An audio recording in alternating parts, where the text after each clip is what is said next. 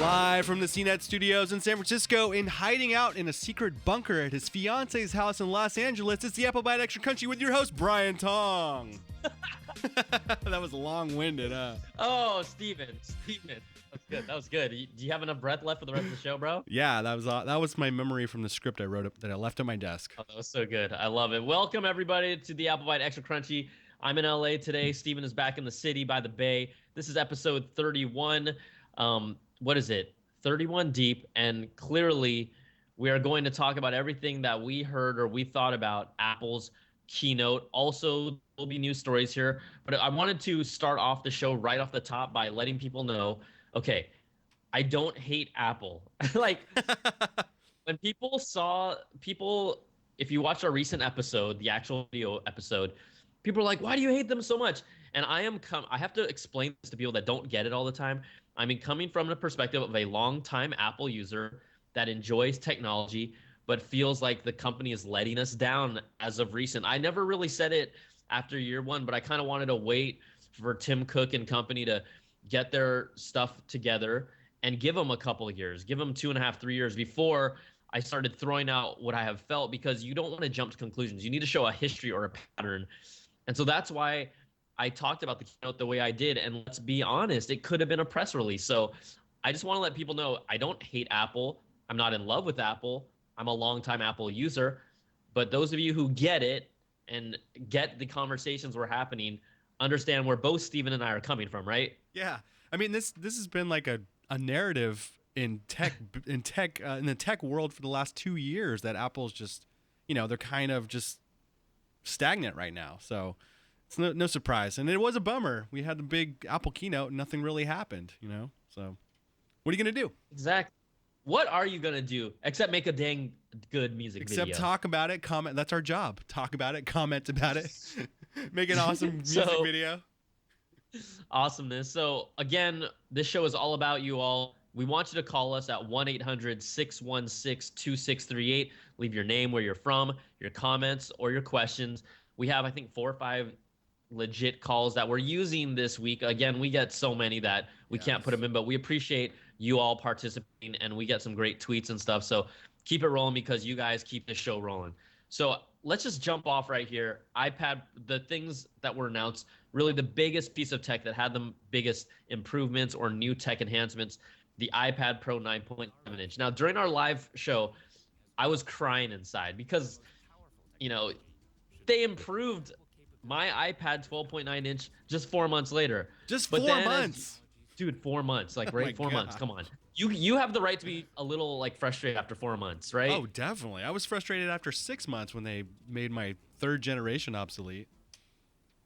So, dust has settled, and I don't feel as bad, because it has been revealed now that at least this new 9.7-inch iPad Pro that they have, although they claim it to have the A9X processor, it's slightly slower. It's clocked a little slower than my 12.9. So I was like, yes, still relevant. And then also the 9.7-inch iPad Pro has 2 gigs of RAM instead of the beefy 4 gigs of RAM. Oh, there you go. That my bad boy iPad Pro is rocking, like, covers my face. So I felt good. Beach, like, I was sad after the keynote, but I'm feeling a lot better. But I do wish that we had a 256 gig option on this iPad Pro. The other things, though, that the new iPad Pro has that is quite honestly just flat out better. It has a better camera. We know that. It also has the M9 processor inside it, which allows you to say, I'm going to try and say it quietly, hey, Siri. I said it as 2 separate words. I don't want to set people's phones off. So it has that ability where you can use your voice to do that. And then the biggest thing is that ambient light true tone display. I think that, for me, because I read a lot of content on there, is going to be sick. And that's the thing I really wish that I had in my iPad Pro just 4 months later. Again, just 4 months. Dude, bruh. I know. Feel your pain. I feel your pain. Now, during the keynote, Apple also really had a moment that I'm glad people reacted to it, because I thought I was the only one that kind of sensed it. But they had a statement where Phil Schiller was talking about, how it's so sad that there's 600 million PCs that are 5 years old, and they were using it as a compelling argument for people to replace their PC with an iPad Pro, but it came off as so like narrow-minded and elitist to me. They showed a cutaway shot of the entire Apple exec team, and one of them was looking like disgusted. The other one at that moment put his head down into his hands. The classic, they saw it and they just went, I can't. I literally can't. And you saw this, and you saw all their expressions, and then they made another joke about it, and you saw the audience, which was members of the press, but also Apple employees, clapping about it, like laughing about it, and it just came off as tone deaf and very elitist. Of like, wait, so if that's the mentality of Apple, you're telling me that basically any computer that they produce in their mind is going to be obsolete not only by 5 years, but less than that. Yeah, I mean, they want us to buy a new device every couple of years, and people just can't afford it. You know, I'd like to. My laptop's coming on. It's more than 4 years old. It's a PC. It's a Windows laptop, and it has a touchscreen, which Apple has not made. It's a 2012.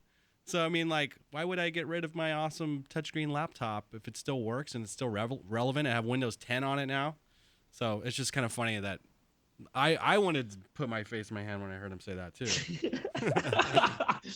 I just think it speaks to Apple still thinks they're the cat's meow from a standpoint of there's still a lot of arrogance within the company, right?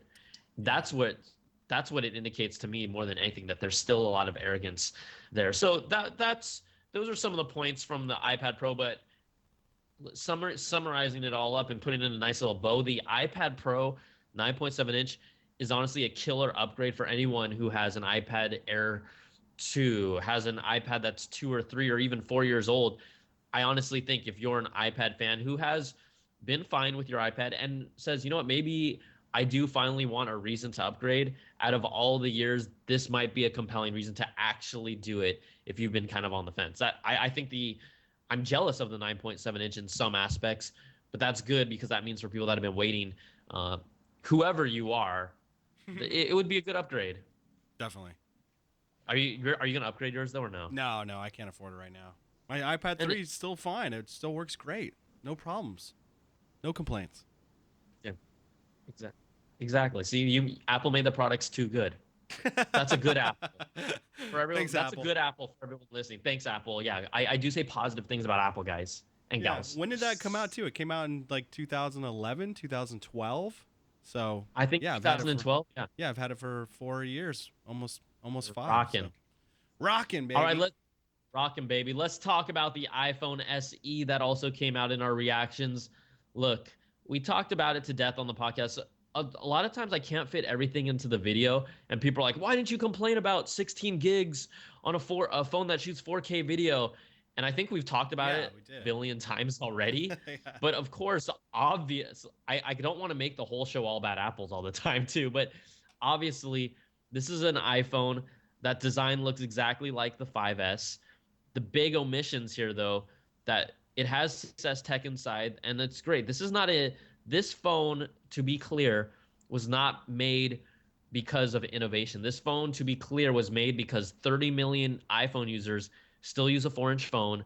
That's a lot of money that is sitting there that Apple needs to get on an upgrade cycle that hasn't gone to a 5.5-inch screen phone or a 5-inch screen phone. They haven't gone to that larger size because they don't want it. So this is a smart business decision by Apple. It's not about innovation. Also, there's no 3D touch on the actual iPhone SE. So it is really their entry-level small screen phone. That's a bummer. I'm sorry, the whole music video that we put together just speaks to that. People are like, iPhone has the greatest technology ever, and someone said, what about 3D touch? And then it really sparked my mind, and I just said, well, what about 3D touch? We look at the iPhone 6S line, and I was super excited about the 6S line, not because its form factor stayed the same, but I personally was a champion of 3D touch. I still think it has the potential to be great, but after Apple's recent keynote, they released 2 devices, and they're only 2 new pieces of hardware that don't support 3D touch. The iPad Pro 9.7-inch does not have 3D Touch in it. The iPhone SE does not have 3D Touch in it. And I know Steven, you don't really even use 3D Yeah, Touch. I don't, And and it's sounding like more like Apple's using that as like a premium feature in their premium products. and that's fine if they want to position it that way, but there's a few things that make 3D Touch difficult. Okay, first of all, I bet Beach, the reason why you don't even use 3D Touch all the time is A, there is no indicator to tell you which apps actually have 3D Touch. That's true. Yeah, I don't even know like when to use it really. Sometimes it just happens on accident. I'll press it and I'll be like, oh, okay, that's kind of cool. And no one wants to poke around on their phone being like, okay, that app has it. Like there is no like even little indicator or icon, just like a dot or something on the corner of the app that lets you know it's 3D touch. Okay, so A, that's a problem. But then B, the fact is that there are existing devices that don't have 3D touch. And what Apple used to be great at is having a feature work across all their devices in Yeah. that same space. But that doesn't happen anymore. So now you're saying the only thing that's going to really have 3D touch is the current iPhone, the next iPhone, which comes out in September, but no iPads will have it, and the iPhone SE will not have it. Developers, the big apps have really joined on board. I checked out the App Store, and there's something like about 50 plus apps that are promoting the fact that they use 3D Touch. These are third-party apps.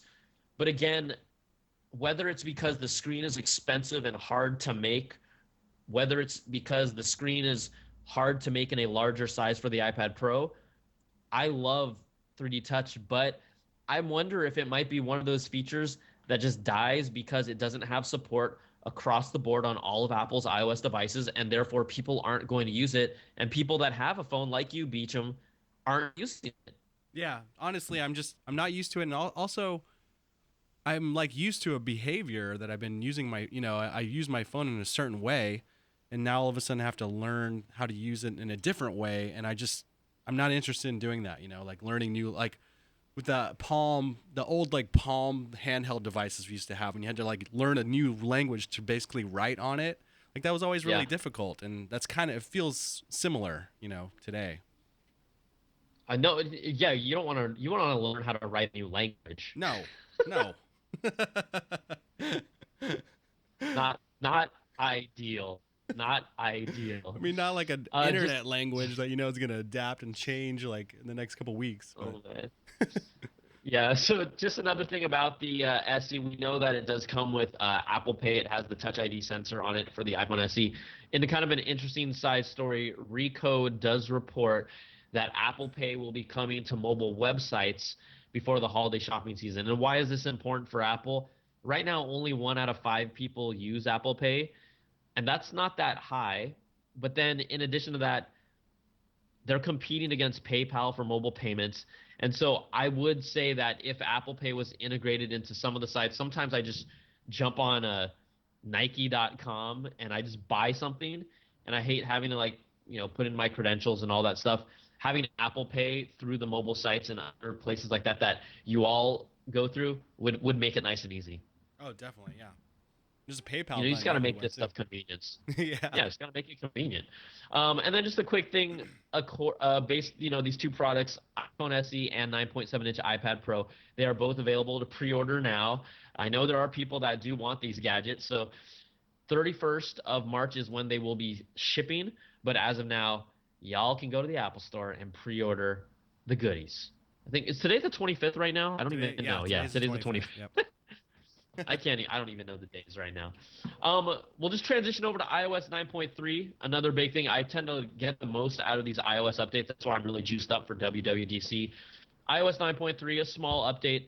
Best part of it, hands down for me, night shift. I use it on Oh my yeah. iPad. I use it on my iPhone. Have you been using it at all, Oh, Beach? definitely. I set the alarm so it just automatically goes at like 10 o'clock at night, changes back at 7 a.m.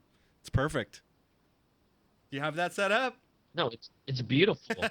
Heck, oh, I just meant, you know what? Because lately I've been trying to be a good boy and I've been trying to go to sleep earlier. Oh I have yeah. to I manually turn it on.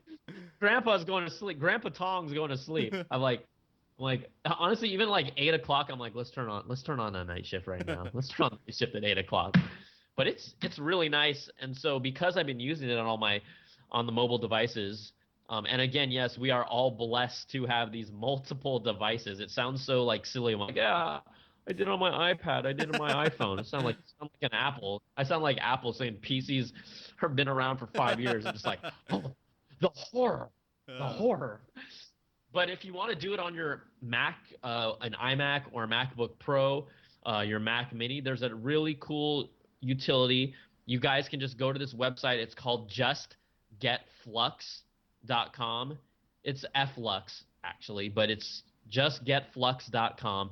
And they kind of created a jailbreak screen temperature thing for the iPhone, but Apple kind of said nay nay on that because it's a jailbroken thing. But they have a utility for your Mac. It works pretty well. I totally use it. I totally have used it ever since I got night shift. even So this I'm web, very even this web page is soothing, man. It's like the color. so you're cracking me up. So I would say you guys and gals go check it out.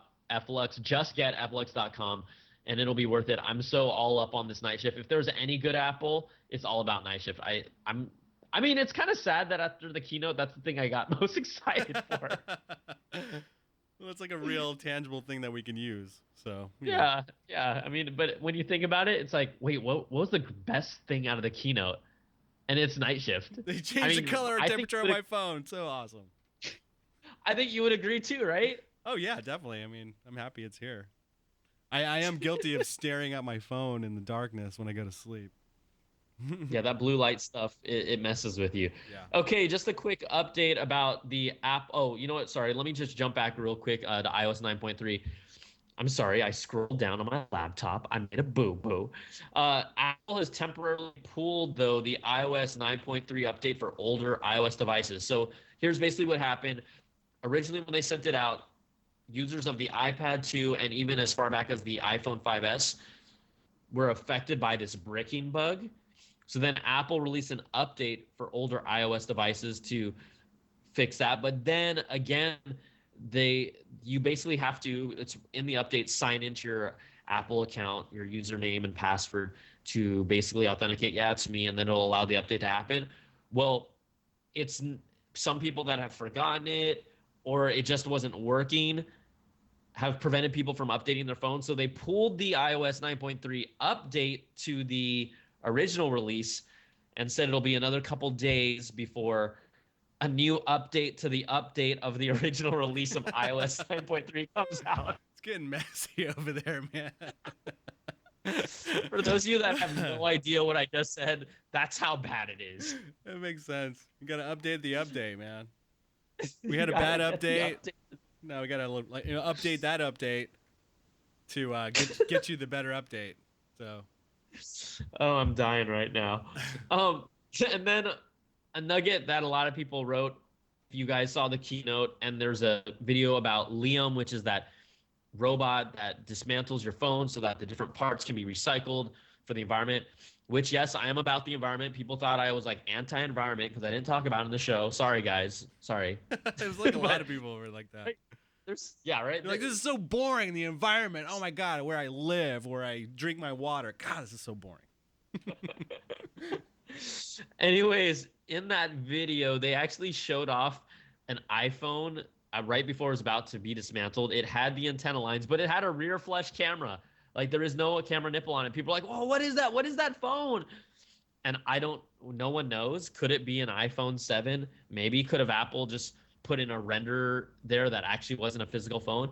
Possibly, but I just want to let you know that it definitely shows a iPhone 6S body, potentially 7, with a completely flush rear camera.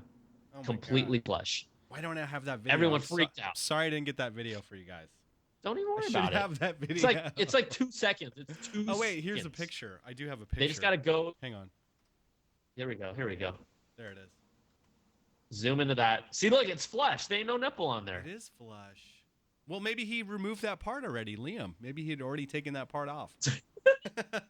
Well, technically Liam would have to be a super bot because he would have to remove the rear shell casing before he gets to the actual camera piece. I'm just saying. I didn't mean to like rain on your parade, Beach. My first reaction when I saw Liam was like, great, now they can just fire a bunch of people. Save even more So money. They got sad. some robots. It's so true. It is so true. How many Liams are out there too? That's what I want to know. Yeah.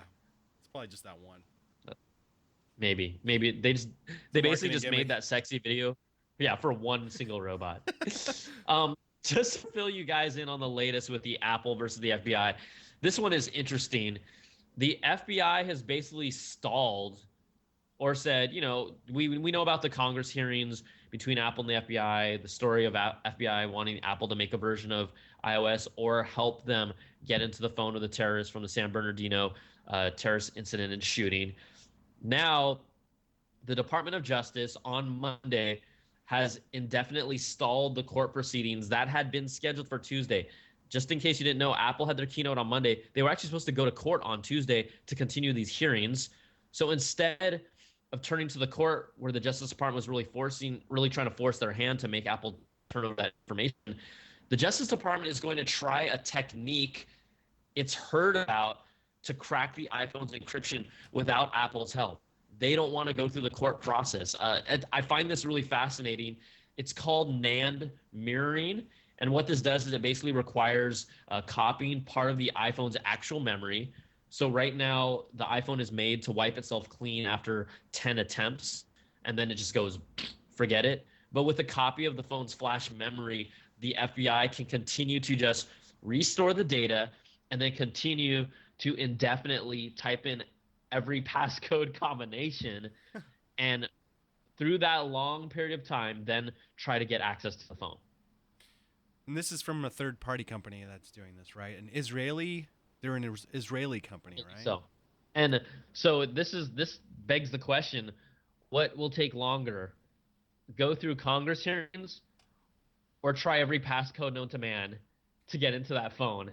And I'm probably going to lean that the court hearings would take longer. Yes, definitely.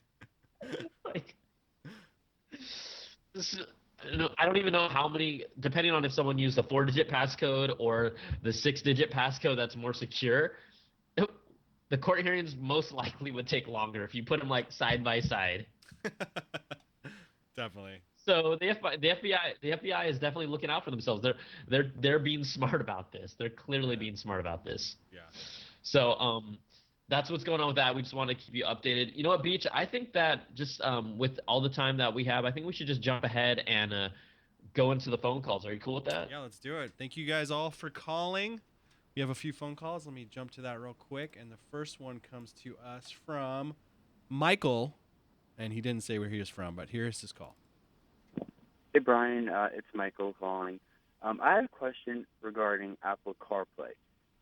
Maybe like this week or next week in an episode, you could go over what exactly it's supposed to do, or what Apple is going to bring it to the table for iOS 9.3 when it gets released. Like if they're going to do any other features.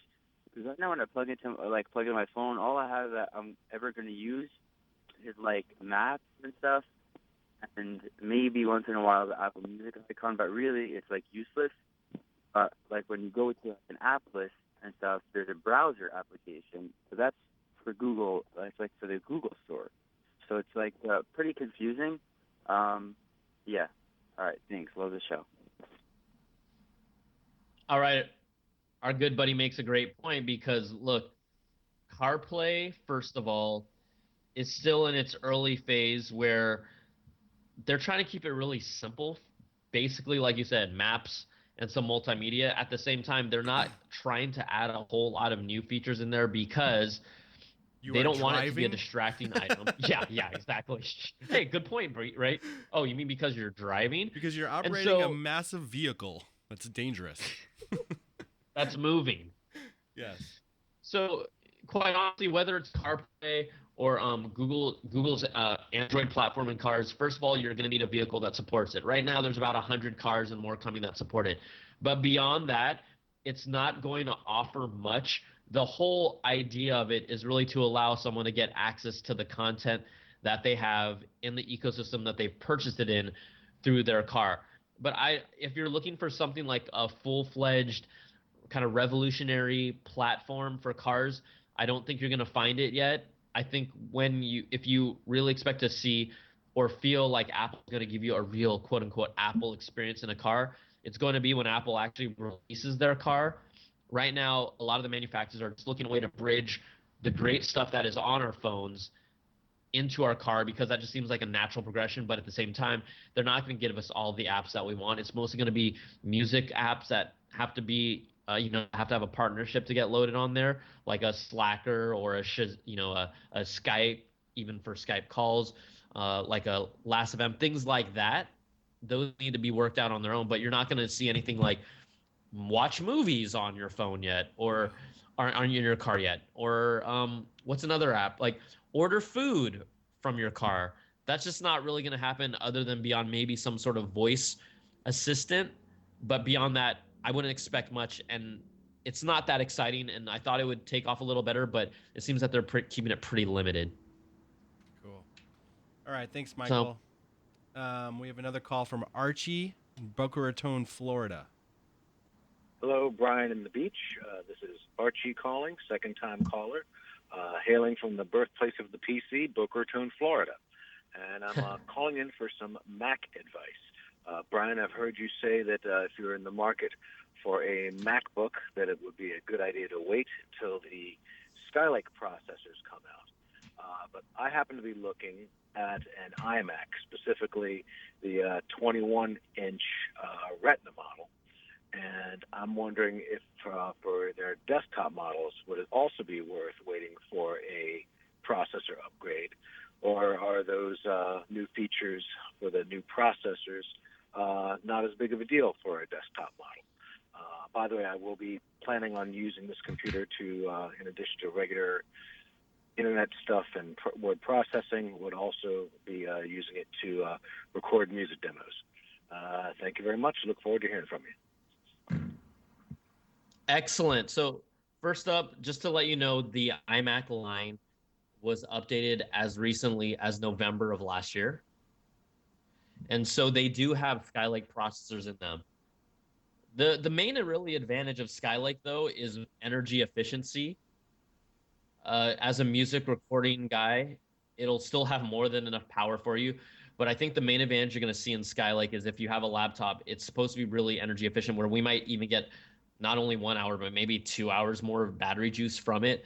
And it'll allow for slimmer designs. But from the desktop standpoint, the gains will be nice, but just not nearly as dramatic from that standpoint. So again, they did just update them in November. So if you're looking to get an iMac, you're safe. You're in the clear. At WWDC, I think it's going to be all about the laptops. It's going to be all about iOS, OS 10, Watch OS. We might even see another preview for the next Apple Watch potentially at WWDC. We'll wait and see. But that's where they announce all their new OS stuff, and sometimes we even get good indicators of what the new watch will have. So I would give you the green light to getting an iMac if that's what you're in the market for right now.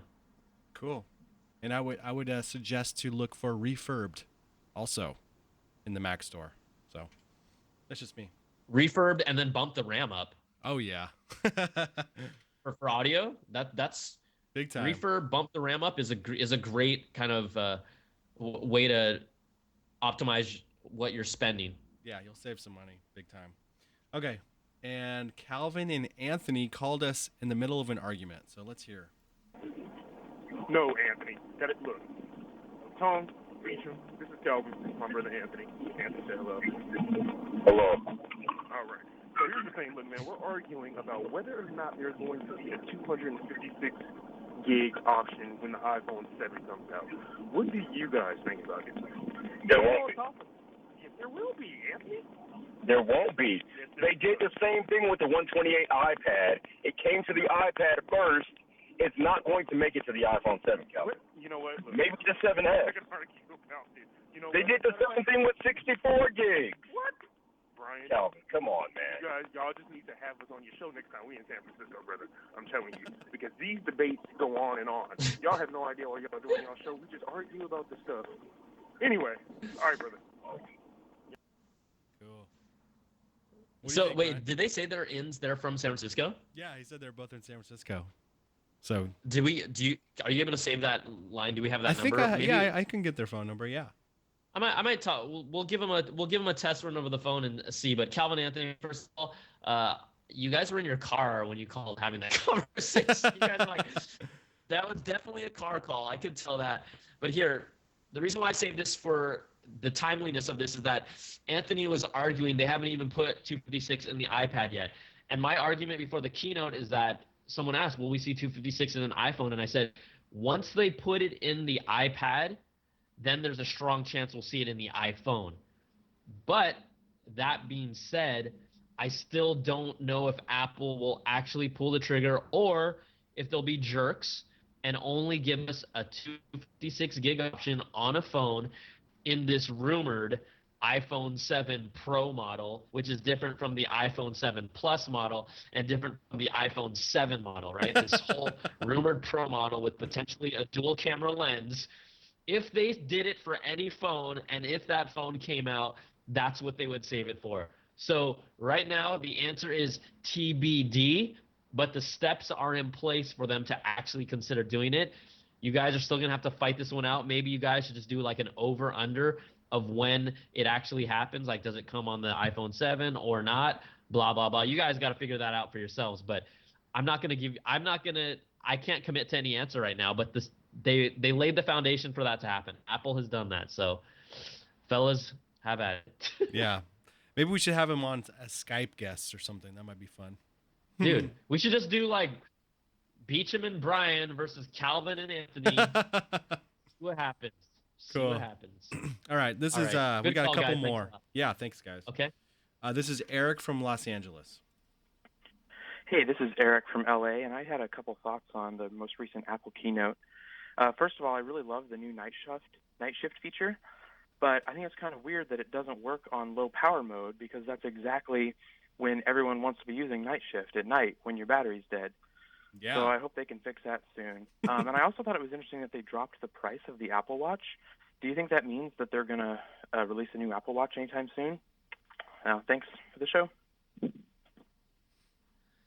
All right, I love this call. I do think it's interesting because I do think it is a good point, but at the same time, I'm just like, night shift's night shift. Sometimes you just have your phone plugged in at night anyways, right? Like, I feel like night shift is made for those 10 or 15 minutes before you go to bed that you check your phone versus, like, being out at a club using night shift. You know what I'm saying? When you're I could see being out at a club using night shift because it's a little softer. You're not like, maybe in a movie theater if you're a real a-hole, but I can see it. I think it's I think it's funny because I'm on kind of, so I'm like, yeah, it should work. Honestly, yeah, it should work in low power mode, but then low power mode kind of is specific to like, hey, we're going to turn off as many features as possible just to save your battery life. And maybe night shift didn't make the cut yet. It doesn't seem like it's using more energy to actually do night shift. So maybe they will fix that in iOS 9.4. We will find out. As for the Apple Watch question, look, the fact is that the Apple Watch is about a year. Is it a year old almost? It's almost a year old. And Apple's only dropping the price because that tells me that they're trying to make sales. They're trying to move units. Oh, yeah. Because the new one will be eventually coming out. But typically, look at this psychology.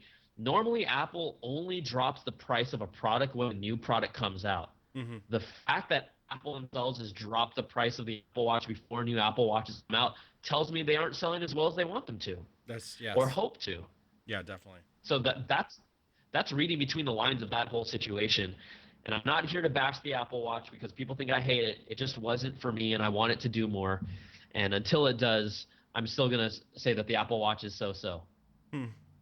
What'd you say in that song? Apple Watch ain't doing what we want it to. Yeah, it was like Apple Watch ain't doing what we hope for. That's it. Yeah. And then at the end I said, "Give me Apple Watch with FaceTime. That's dope." Because that would be dope. And I don't care if FaceTime on a watch is kind of useless to someone. Apple used to put these crazy charming features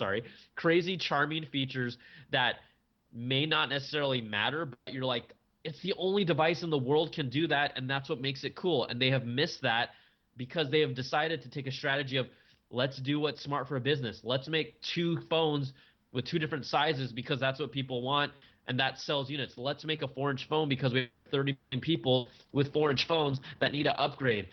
They're not doing those things that make you go, oh my gosh, this is the greatest thing ever. If the Apple Watch had a FaceTime camera in it, and I don't care if I only used it once or twice, the fact that I have it and no one else has that makes it cool. That's how I feel about all that stuff. That's all. So night shift is very cool.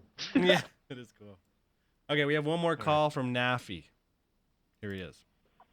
What's up, Brian? My name is Nafi, and I want to know what do you think about the iPhone 7 not having a major redesign?